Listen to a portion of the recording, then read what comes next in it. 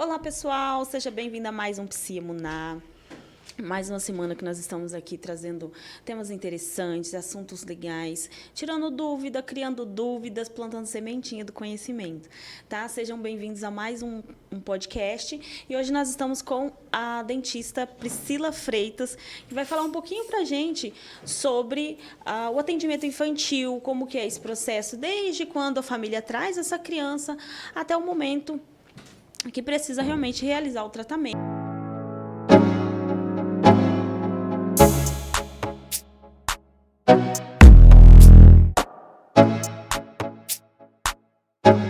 Seja bem-vinda, Priscila. É um prazer ter você aqui com a gente. Muito obrigada, Mirali, pelo convite de participar de mais um podcast com você, tá?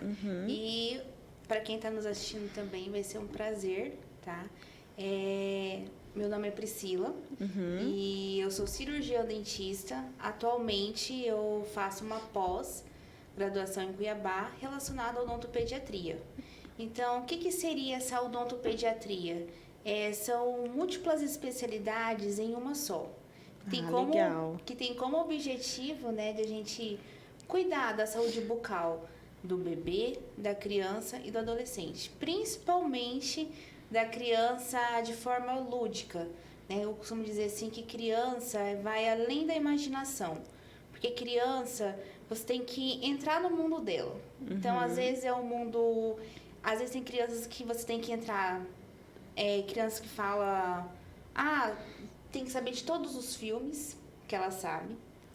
Você tem que entrar no mundo do game, saber que tipo de jogo que ela mais gosta. Você tem que estar atualizado, né? Se informado naquilo que ela pratica, né, no dia a dia dela. Então, você tem que saber de tudo. Então, criança...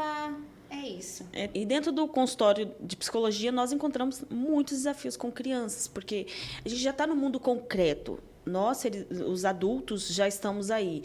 A gente entende que esse momento é brincadeira, aquele outro momento é sério e o outro momento tem o seu espaço lúdico. Mas a criança ela é muito literal em tudo o que fala, né? Em tudo o que faz.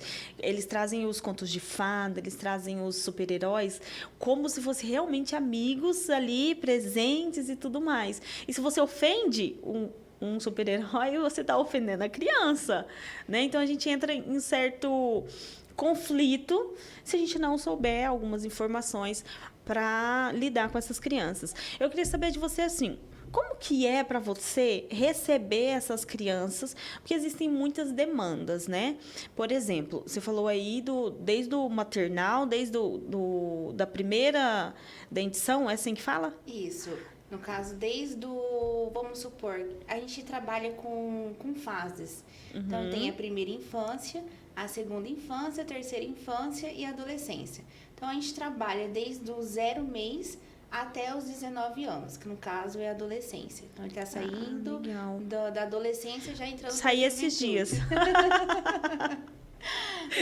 Legal. Porque assim, eu já ouvi mães dizendo, olha, eu não sabia que precisava de cuidar da higiene bucal da criança até completar, sei lá, idade escolar. Daí nos seus 5, 6 anos. É muito tempo esperando para começar a escovar os dentinhos, para começar a cuidar. E eu tive uma fase na minha... Eu acho que uns 8, 12 anos... Ainda estava na criança. Que eu tive muita dificuldade com isso. Eu sentia muitas dores, eu precisava ir. Porque nós não tivemos realmente esse acompanhamento e esse cuidado. E para mim ficou registrado muito, muito, muito o barulhinho. Eu não sei nem o nome do aparelho, mas é aquele que faz o soltar. É a caneta. Isso. Esse é o favor de muitos, da criança principalmente. Nossa, era meu desespero. Eu ouvia aquele barulhinho, aquilo já me deixava tensa. Ainda deixa, porque para mim ela traz muitas memórias ruins. Mesmo que aquilo era importante naquele momento para tratar e tudo mais. E como que é lidar com essas crianças? Todas chegam apavoradas ou algumas não sabem nem o que está fazendo ali? É comum, eu sempre digo, é comum a criança chorar, principalmente o bebê. Então, tem crianças que chegam lá apavorada. a primeira coisa que olha pra mim já começa a chorar.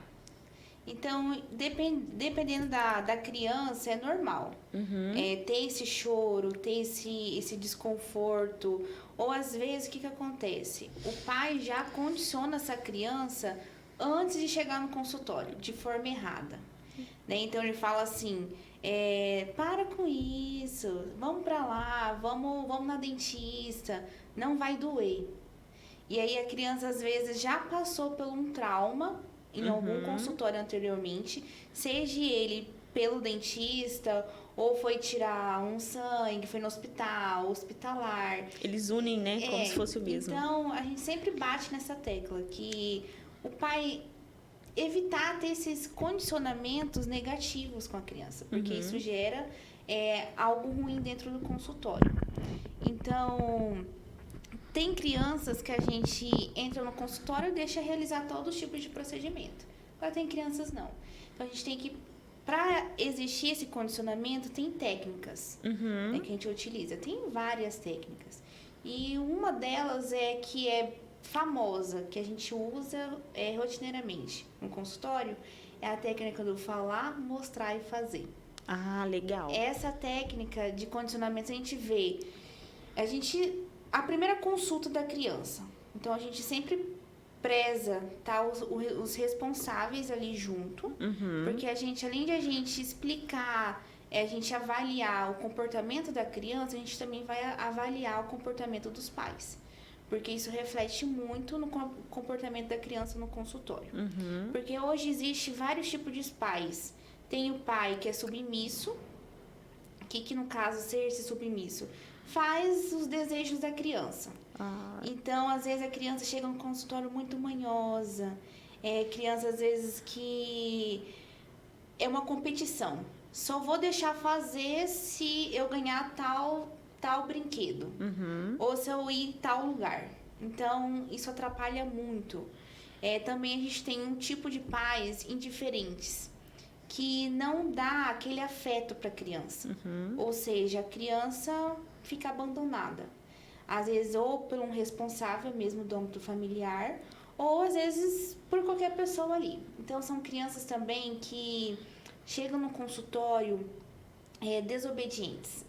Dá um pouquinho de trabalho para a gente condicionar essa criança, porque às vezes ela começa a fazer birra, começa a não querer deixar, traciona a mandíbula com a maxila, não deixa abrir. E às vezes o pai tá ali, tanto fez a criança colaborar ou não. Isso influencia também bastante no comportamento da criança. O tipo de pai, que esse é o que a gente mais presencia também no consultório, pais autoritários. A criança, antes de chegar no consultório, ele já reza um sermão para a criança. Você se comporta, porque se você não se comportar, quando chegar em casa, se me fizer vergonha, algo de ruim te espera quando chegar em casa. Então, a criança, ela é autodisciplinada. Então, é uma criança que vai colaborar do começo até o final. Só que a gente tem que estar com uma anteninha. Por quê?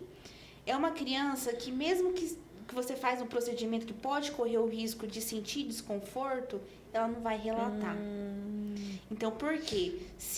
Ainda mais se o pai ou a mãe estiver presente na sala, ele associa o quê? Se eu chorar, ou se eu falar que tá doendo, em casa eu vou receber. Em casa eu vou receber. Então, a gente tem que ficar muito atento com esses tipos de criança. A gente tem que observar muito. Ser observador. Então, também tem pais ansiosos. Esse transmite também ansiedade para a criança. Criança tímida, criança manhosa, às vezes criança vergonhosa, que fica com uma timidez assim também, pode estar segurando um desconforto ali, ela não vai relatar. Então, eu sempre falo que nós, odontopediátrico, a gente tem que ser flexível, ser honesto com a criança, ser observador, né? Até por conta de que a gente enfrenta hoje a questão de abuso, violência doméstica. Então, a gente tem que observar muito isso também, tá? Porque às vezes a criança, pode não apresentar sintomas na cavidade bucal, mas ela pode, através da timidez dela, às vezes do toque que você faz, porque geralmente a gente, quando a criança senta na cadeira, determinadamente da idade, a gente sempre tem que posicionar a mãozinha assim, perto do peitoral dela, para segurar ela, para ter um suporte para quando for abaixar, levantar a cadeira. Então, são jeitos que a gente tem que ter. Que não é necessário para um adulto, né? Não é necessário para um adulto. E às vezes a criança fazendo esse gesto, a criança se sente assim, né? Tem que observar. Então, se sente invadido, né? Se sente invadido, isso mesmo. Então, a gente tem que observar. A gente tem que ter um vocabulário apropriado, né? Porque é que nem eu sempre falo, a gente não pode tratar um adulto que nem a gente trata uma criança. A criança a gente trata totalmente diferente de um adulto, né? E é a mesma coisa do adolescente. Então, eu não posso ter uma palavra diminutiva, como eu falo com uma criança, falar com um adolescente.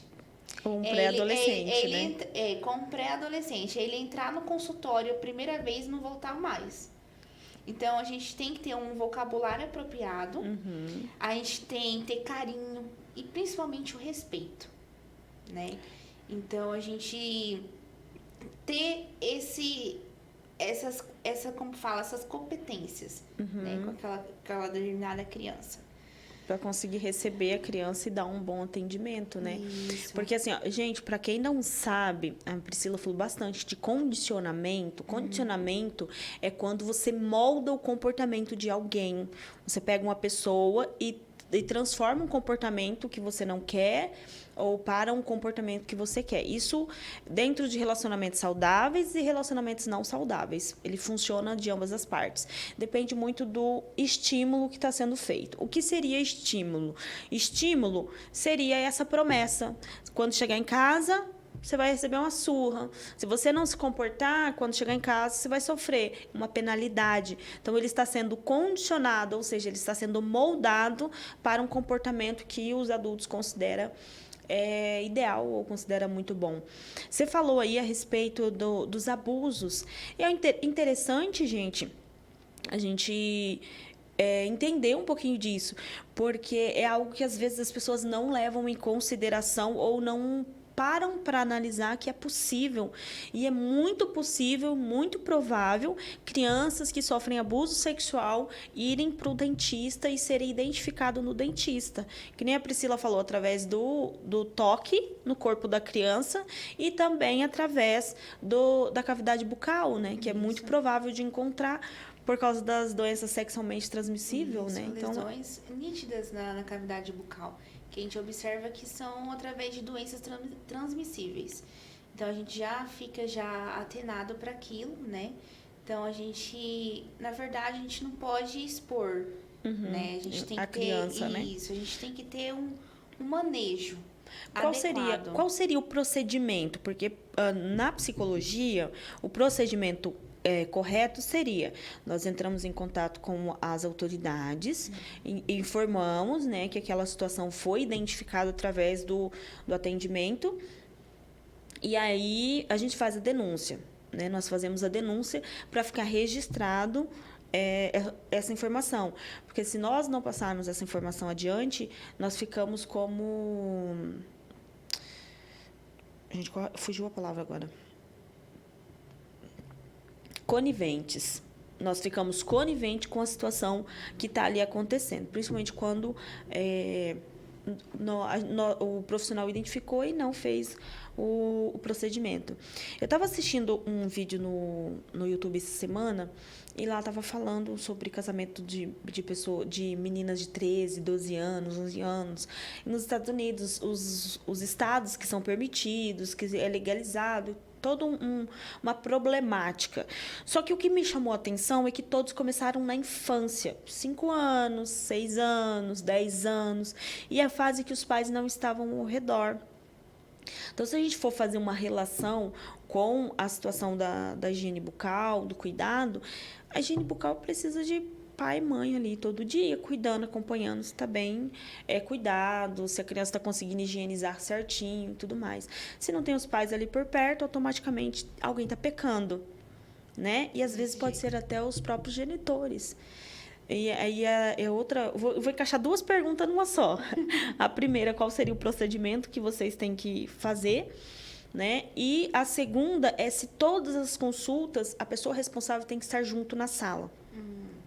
Boa pergunta. A gente, na área da odontologia, eu percebo, quando eu vou fazer o exame clínico, que aquelas lesões presentes ali, eu fico atenta.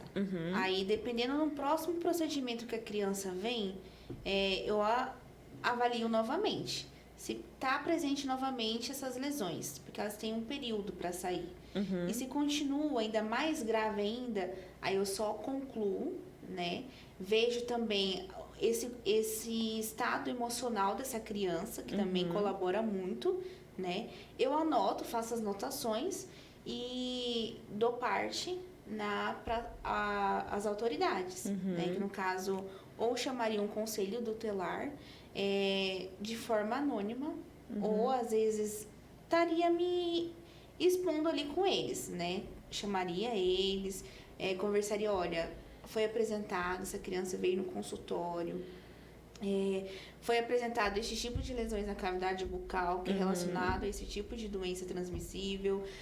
Essa criança, o comportamento dela, por exemplo, se tem 3 consultas que ela vem, essas 3 consultas eu não consegui condicionar essa criança criança continua com o mesmo tipo de comportamento do começo até agora, já é um sinal. Então, a gente alerta as autoridades, né? No caso, um conselho tutelar, e daí pra frente eles vão investigar, vão estar entrando em contato. Vão confirmar a informação. Isso, vão confirmar a informação que a gente teve ali.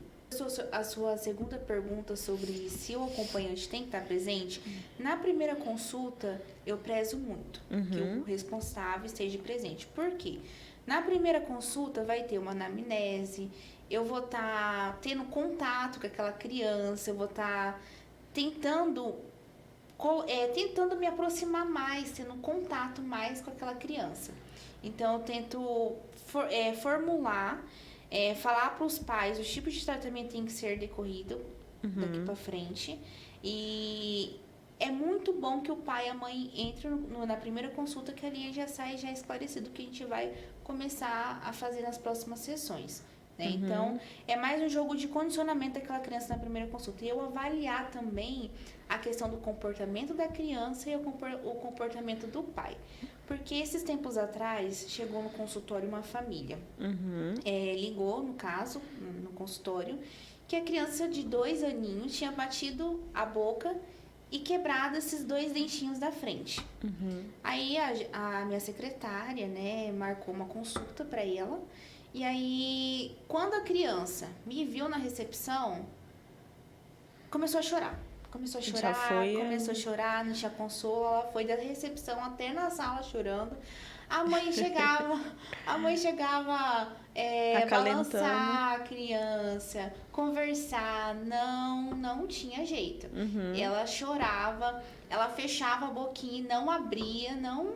Então, pra gente não fazer um certo desconforto, levar a força ali com aquela criança, então eu deixei. Então, eu fui só observando.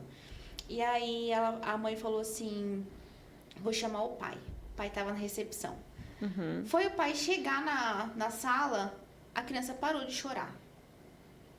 Eu já captei, né? O comportamento que ela tem com a mãe e ela tem com o pai. E aí, naquela primeira consulta, ela deixou, com a presença do pai, ela deixou que eu avaliasse, né? Então, eu observei que realmente era só um quebradinho, a gengiva estava bem vermelhinha por decorrente do trauma que ela sofreu, isso é normal. E aí, na hora de o pai e a mãe sentar pra gente conversar sobre o tratamento, como ia decorrer esse tratamento, eu com toda a delicadeza, né? Porque a gente não pode chegar e falar assim, não quero você na minha sala, quero só o pai.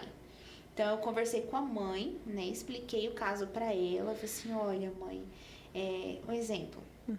A Helena, com a senhora, ela é um pouco mais manhosa, então ela se sente assim, com a minha mãe, eu tô mais assim...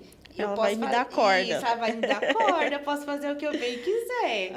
Já com meu pai, não. Então, eu falei assim, se a senhora não se importar, Na próxima consulta, como ela é uma criança de 2 anos, então não tem como deixá-la na minha sala e o pai não entrar, ainda mais o comportamento que a criança tem. Então, eu pedi assim, se a senhora não se importar, na próxima consulta tem como o pai entrar? Só o pai. Ela falou assim, não, tudo bem, concordo. Na próxima sessão, a criança entrou, chorou um pouquinho, é normal. O pai ali presente, sentadinho do lado dela, ela deixou eu executar o tratamento do começo até o fim. Então, a gente, na primeira consulta é isso, a gente ter essa conexão com o pai, com o responsável, né? Pra gente ver como que é esse diálogo entre o pai e o filho e esse diálogo com a gente dentista também. Então, na primeira consulta seria mais isso. A anamnese, o jogo clínico. Histórico, né? Isso, o histórico familiar. A gente faz um diário alimentar da criança, né? Pra gente ver se tem um alto risco de ter lesões de cárie. A gente avaliar esse contexto, porque eu sempre deixo claro que a criança é fruto do contexto familiar. Então, a gente tem que também bater nessa tecla, olhar, observar, isso faz tudo parte da conduta, né? Então, a gente tem que ser observador também. Sim, na psicologia a gente diz que o problema da criança é os pais.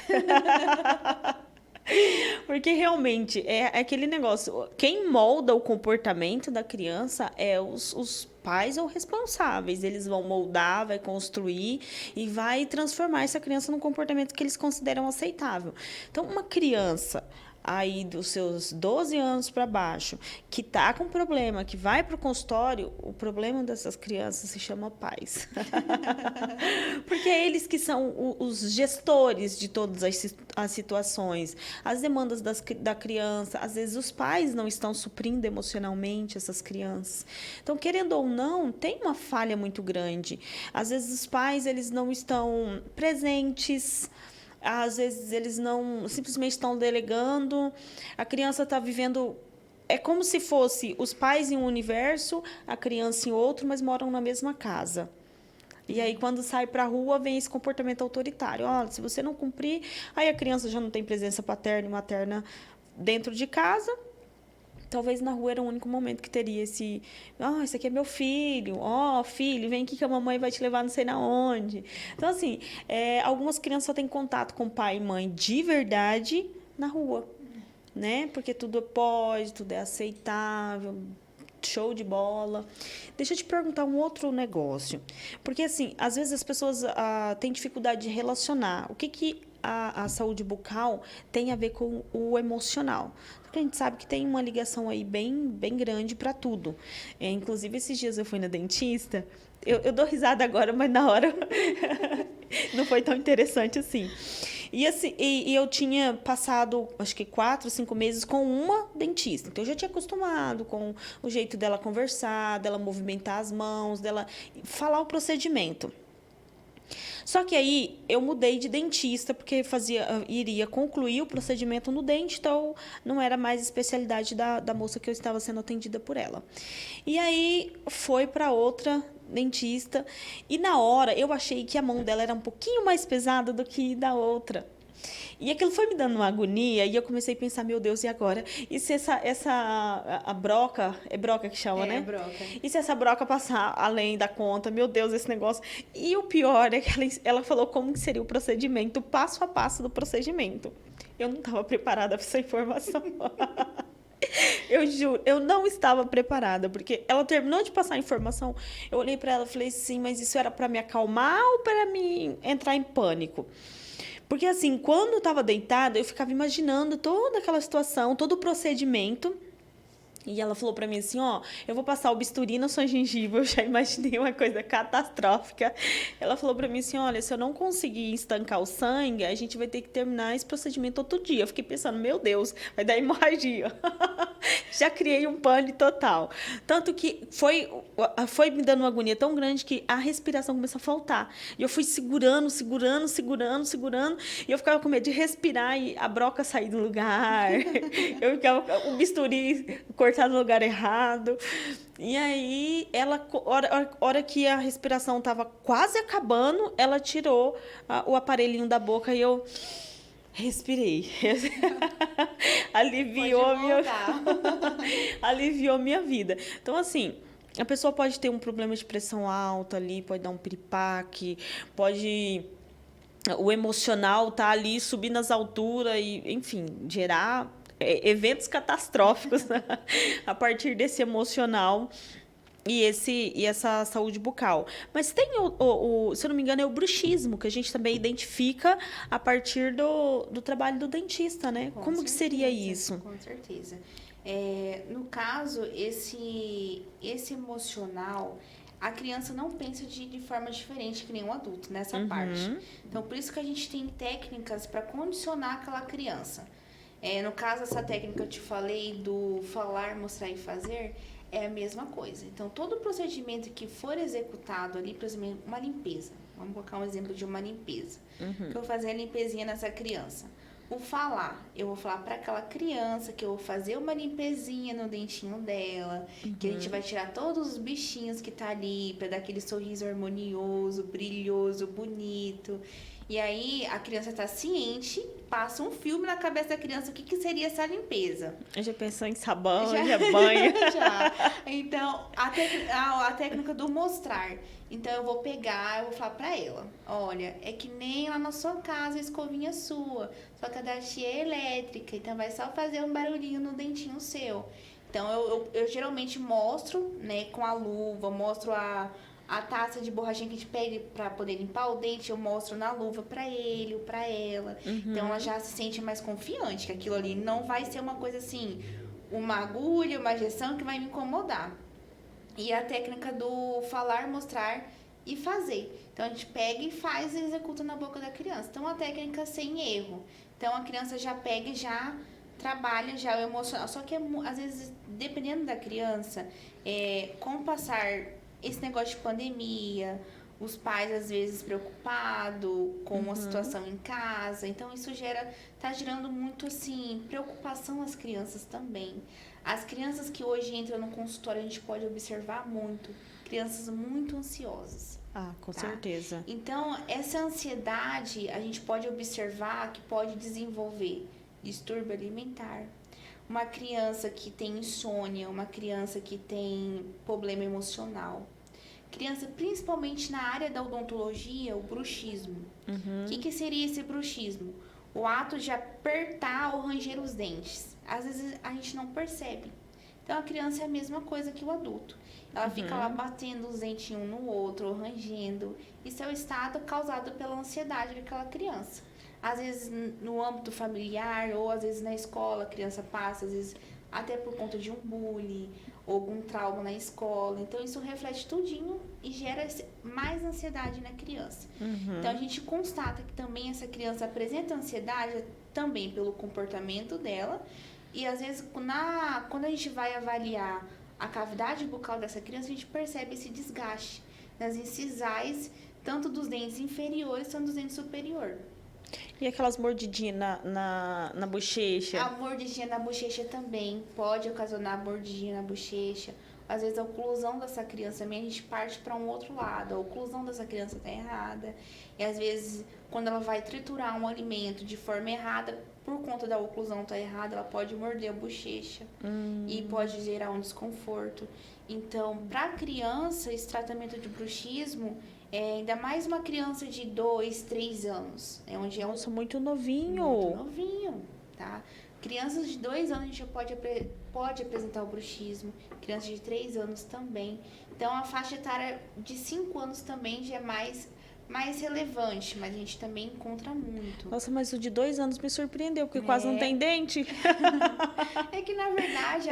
Da frente, né? A partir do... É que, na verdade, hoje, o organismo das crianças, hoje em dia, fala assim, é surpreendente, né? Segundo a cronologia, a partir de 6 meses, já começa a vir os dentinhos de leite. E, às vezes, tem criança com 4 meses, já tá nascendo dente de leite. Misericórdia. Então, é tudo... Parece que tá tudo acelerado. Muito rápido, né? Muito rápido. E aí, até a segunda cronologia, até os 3 anos é o ciclo completo dos dentinhos de leite estar na cavidade bucal. Entendi. Né? Então, pode ser tem crianças que eu já peguei que apresentam bruxismo, esse desgaste. desgaste nos dentes com 3 anos de idade. Então, pode ser que com 2 anos venha a ter também, por conta desse aceleramento. Né? Então, tem criança, às vezes, com 5 anos, já tá caindo o dentinho de leite e vindo os permanentes, sendo que a partir dos 6 anos que começa Adiantou muito, né? muito. Então, a gente vê que tem crianças, às vezes, dente do siso, né? Eu pego muita criança no consultório que eu peço um raio-x que consta que não tem dente mais, ausência do dente do siso. Que antigamente, ou até hoje, era normal adulto ter dente do siso. E já tem crianças que têm a genesia desses dentes do siso que não vem. Que interessante. Esses já são sortudos. Ganharam na loteria. Esses já são sortudos demais. Porque, né, a cirurgia do tal do siso é complexa, né? Eu sempre falo para os meus pacientes, porque eu também atendo com um clínico geral. Né? Eu sempre falo para eles que o siso só vem para fazer a gente gastar neles, né? Porque não tem utilidade ali, a não ser que a gente observa se realmente tem condições de manter ele na boca, na cavidade bucal. Não é tão benéfico. Inclusive, tem um dentista que... Eu não falo que eu acompanho, mas sempre eu encontro uns videozinhos dele nas redes sociais que eu acho ele maravilhoso, que é o tio Paulo. Eu acho que você já viu. É apaixonante. E assim, eu acho muito legal a forma como ele trata as crianças, a forma como ele traz uma magia especial. Então, aquilo que você falou no começo, dos super-heróis, dos contos de fadas, aquelas histórias fantasiosas, ele acaba trazendo para o consultório essa fantasia também, né?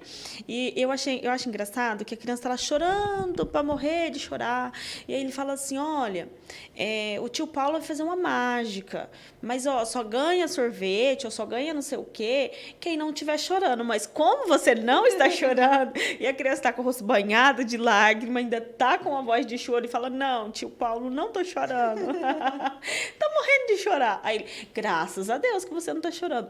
Eu sou apaixonada. Eu vejo a forma como ele lida com essas crianças, aí tem demanda de pai, tem demanda de mãe, e o que eu acho interessante no serviço dele é que tem aquelas crianças emocionais, né? Porque ele tem pacientes adultos que têm problemas psicológicos e não evoluem, não passa aí dos seus 5, 6, 10 anos de idade. Permanece na sua idade mental aí até os seus 10 anos. Vai depender muito do paciente. Mas eu já vi ele atendendo paciente com idade mental de 10 anos, já adulto. E ele tem um atendimento igual. Da mesma forma que ele atenderia uma criança de 5 anos, tanto emocional quanto corporal, né?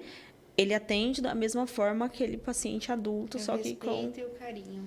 Muito legal. Eu fico assim, é dom, né? Atender dessa forma também é um dom. Eu acho muito lindo o jeito que ele atende. Eu sempre, na especialização mesmo, a professora fala assim, na verdade, não é a gente que escolhe. É a profissão de odontopediatra que escolhe a gente.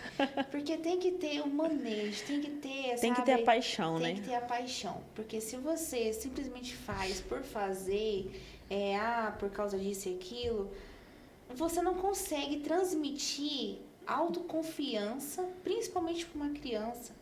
A criança, um adulto às vezes nem percebe, mas a criança ela é muito verdadeira. Isso é muito rápido para pegar a insegurança da gente. Se você tá ali, ou às vezes tá até tremendo, a criança fala pra você na sua cara ali que você tá, tia, tá tremendo ali, tia, tem alguma coisa de diferente. A criança é isso, a criança é verdadeira. Ela não tem aquele filtro de falsidade que os adultos têm, né?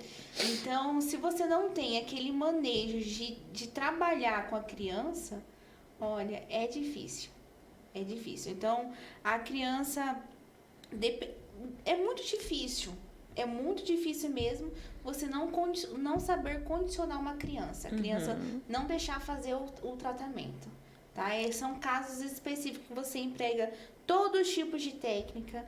Você empregou essas técnicas, técnica da distração, técnica do manejo do controle de voz, a técnica do reforço positivo e as demais técnicas. Você condicionou aquela criança e não teve sucesso, Aí a gente parte para a estabilização daquela criança. Que, olha, é um caso difícil, onde a mãe tem que sentar, abraçar aquela criança, onde tem que ter uma contenção daquela criança. Ou, às vezes, nem isso. Já chegou pacientes no consultório, pacientes com PCD, né? Pacientes com deficiência. E, principalmente, o paciente autista, né? E aí, ele, eu até me surpreendi, que na primeira sessão, ele foi super de boa. Lógico que a gente teve que ter um bom condicionamento ali. Sim. Na segunda sessão, ele já deixou restaurar também. Só que precisava de mais sessões. Na quarta, ele não deixou. Na quinta, ele veio e não deixou. Deixou, já acabou a palhaçada, aqui tá e ótimo. Como a mãe não mora aqui, então ficava difícil para ela vir e ele não deixar fazer nada. Então eu falei assim, olha, doutora, fica difícil. Então esse tipo de criança que a gente emprega as técnicas, não dá sucesso, teve a contenção, não teve sucesso, aí é uma criança que a gente precisa, tem bastante coisa para fazer na cavidade bucal da criança, aí a gente parte para uma sedação a nível hospitalar. Nossa. Porque aí a gente consegue fazer todos os procedimentos ali no hospital, lógico, a criança sedada, ter auxílio de um médico, enfermeiro, tem todo o cuidado do anestesista, né? Aí a gente teria que fazer uma sessão única, todos os procedimentos que tem. Quando isso é caso raro acontecer. Só no caso de eu não conseguir condicionar essa criança, teve a contenção, a estabilização dessa criança não teve sucesso, ainda mais por ela ser uma criança autista, que tem um autismo assim severo. Então, é uma criança que a gente indica, chama os pais, conversa com os pais. Olha, infelizmente, não tem mais o que fazer aqui dentro do consultório. Tem agora só a nível hospitalar, para a gente poder fazer o que tem para fazer. Mas aí envolve questões financeiras, porque hoje não é, vamos supor, acessível para todo mundo. Porque, na verdade, nem todos os hospitais têm esse preparo, né? Isso, nem todos os hospitais têm. Geralmente é só no particular. Então, ali é como se você fosse fazer uma cirurgia, vamos supor, uma bariátrica. Você tem que ter ali um anestesista, você tem que ter um médico, tem que ter um enfermeiro, tem que pagar pelo local da sala, tem que pagar pelo local que você vai ficar no pós, a criança tem que pagar o dentista. Tem que pagar o dentista. Então, é que, na verdade, a gente vai... A gente não, né? Os pais vai pesar o pós e o contra, porque dependendo da situação, realmente é necessário, porque tem a possibilidade, eu ouvi uma vez, que tem a possibilidade, dependendo da situação que a criança esteja, de gerar uma doença e ir para a corrente sanguínea a partir do dente, e gera todo um problema muito maior futuramente. Então, realmente, dependendo da situação, precisa cuidar. Tem uma situação que eu acho que vale a gente ressaltar aqui, que é a respeito da classe social.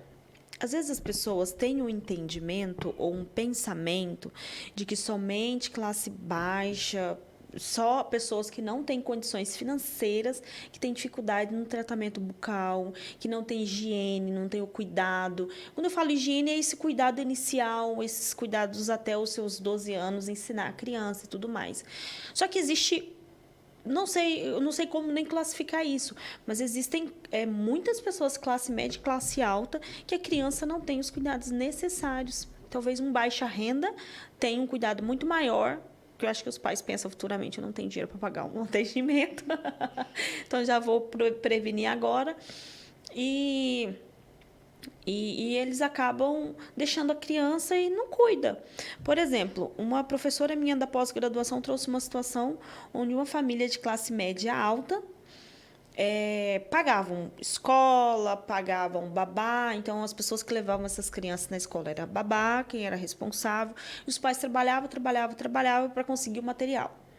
Só que eles não tinham presença física, nem emocional para os filhos. E uma das crianças começou a apresentar um comportamento estranho. E, se eu não me engano, a criança começou ele não sentia. Ele defecava nas calças e não sentia. E todo mundo sentia o cheiro, sentia desconforto.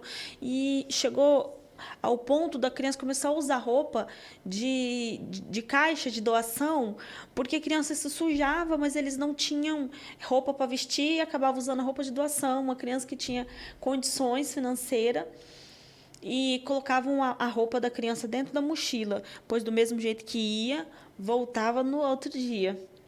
Né? Então, assim, não tinha cuidado. Precisou ir para um psicólogo, fazer o diagnóstico para confirmar que precisava ter um apoio maior. E aí chamou os pais, o problema maior estava aí. Que às vezes os pais eles não entendem que aquilo é um problema.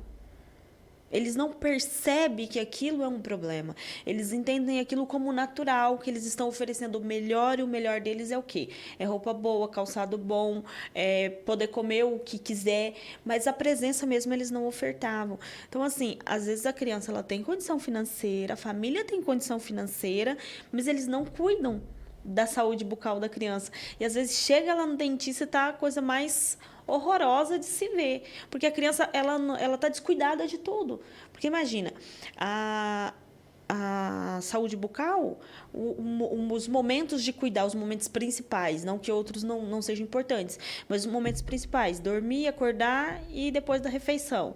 Se você não tem uma pessoa, um adulto, para cuidar da criança no dormir e no levantar, já está complicado. Na verdade, essa questão do social, socioeconômico, sobre a higienização bucal, que a questão de ser baixa renda, no caso, isso é mito, tá? Então, hoje, no consultório, pessoas que têm condições, né?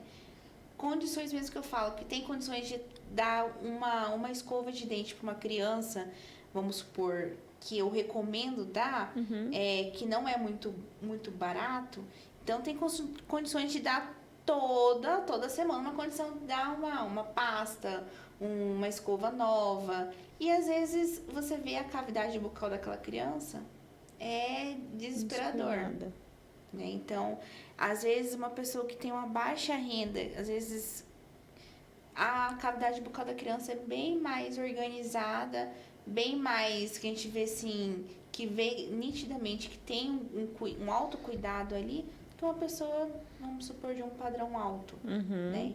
E a gente sempre reforça, eu sempre reforço pros responsáveis, né, dos meus pacientezinhos, que a escovação, ela tem que ser supervisionada. Mesmo uma criança de 2 anos, para uma criança de 5, 6, 7, 8, 9 anos, tá? Tem que ser supervisionada.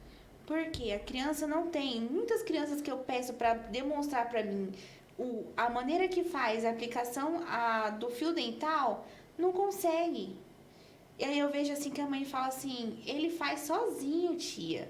Olha, tem que dar os parabéns para ele, porque ele consegue fazer sozinho. Eu peço para a criança demonstrar, olha, eu fico chocada. Né? Então, eles não sabem demonstrar, né? E às vezes a gente sempre fala que o odontopediátrico, ele trabalha até com o pré-natal da grávida. Então, legal. Ele vai incentivar essa mãe, quando o bebê nascer, a forma correta de higienizar a boca do bebê.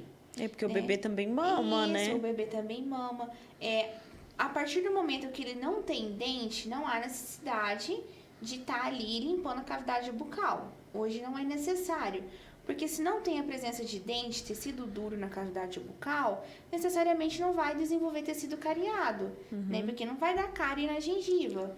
Então, aquele leite materno que fica na cavidade bucal da criança, pode limpar, pelo menos eu recomendo umas 2 vezes por semana.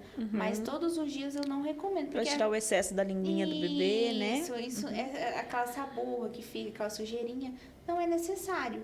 Né? Porque às vezes acaba, dependendo do jeito que limpa, pode até machucar a gengiva da criança. Então, pelo menos umas 2 vezes ao dia, 2 vezes por semana. A partir do momento que a criança tem dente, que é em volta dos 6 meses de idade, a mãe já pode estar comprando uma escova extra macia, tá? Tem que ser apropriada para aquela criança, e tá incentivando uma pasta com flúor, né? Você vai aplicar como se eu falo um grão de arroz cru. Você vai pegar bem fininho mesmo, só na pontinha, só para molhar ali com um gostinho de pasta e fazer movimentos circulares, tá limpando aqueles dentinhos da criança.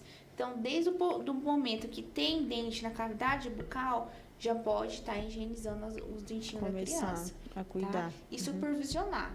O bebê até os 3 anos de idade, a criança, então pode estar pelo menos fazendo 2 vezes ao dia essa escovação. A partir dos 5, aí quando começa a ter a esfoliação do dentinho de leite, começar a cair vinho permanente, aí no caso a gente tem que ter uma escovação mais vigorosa. Então 3 vezes ao dia já começa a aumentar. Então toda essa escovação tem que ser, principalmente até os 5 anos de idade, tem que ser feita pelo pai e pela mãe. Porque a criança, hoje uma criança de 8 anos que entra no meu consultório não consegue passar o fio dental. Então significa que a escovação também não está sendo eficiente. Ou seja, vai ter problema do mesmo jeito. É muito difícil uma criança que entra no consultório que não tenha um dente para restaurar. Tá? Então, isso significa que a escovação, por exemplo, uma criança de 8 anos, isso significa que a escovação não está sendo eficiente. Então, imagina uma criança de 3 anos, não tem a destreza de pegar a escova e escovar os dentes. Eles mal conseguem os da frente, que de lá eles só vão fazer a função do quê? De deglutir aquela pasta de dente por conta do e sabor. É gostosa. E não podemos negar. E aí só tem essa função, mas a função mesmo de estar limpando os dentes, que é o essencial. O essencial não está fazendo. Então, a escovação ela tem que ser supervisionada. Gente, nesse momento eu gostaria de agradecer Priscila pela participação. Eu espero que vocês tenham gerado muitas dúvidas. Deixe nos comentários aí. Nós queremos saber o que vocês acharam dessas informações, se são informações novas, se são informações que vocês já sabiam. Mas deixa aí nos comentários. Vou deixar o Instagram da Priscila lá no vídeo. E vocês entram lá, dão uma visitada no Instagram dela, tem bastante conteúdo legal, tem bastante coisa legal lá, tá? Eu gostaria de agradecer mais uma vez, Priscila, pela sua participação. Obrigada, Miralha, pelo convite mais uma vez. E reforçando, né? Pais, o responsável pela criança, né? O cuidado, né? Às vezes fala assim, porque eu não tenho condições, né? Mas a avaliação ali é gratuita, né? Então, a gente vai, a melhor forma, atender a criança, fazer um exame clínico na criança, às vezes nem para executar o tratamento, mas só para estar avaliando ali a cavidade bucal da criança para ver como é que tá. Entender os cuidados, né? Isso, entender os cuidados. Então, é muito importante, né? Então, a gente prevê que algo ruim aconteça futuramente. Então, a nossa função ali não é só olhar e pronto, tchau, e ensinar a escovação certa, não.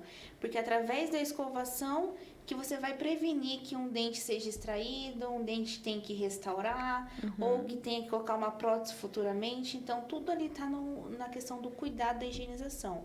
Então, fico os meus agradecimentos, tá? E qualquer coisa, pode entrar em contato, através que a Miralha falou, sobre a divulgação do meu Instagram. Né? Pode entrar no meu Instagram, no meu direct, perguntar, às vezes na clínica também onde eu trabalho, né? Às vezes no direct eu posso estar informando, pra gente conversar melhor sobre alguma dúvida que ficar ainda. Estou à disposição, qualquer coisa. Muito obrigada, Miralha. Tchau, tchau. Tchau.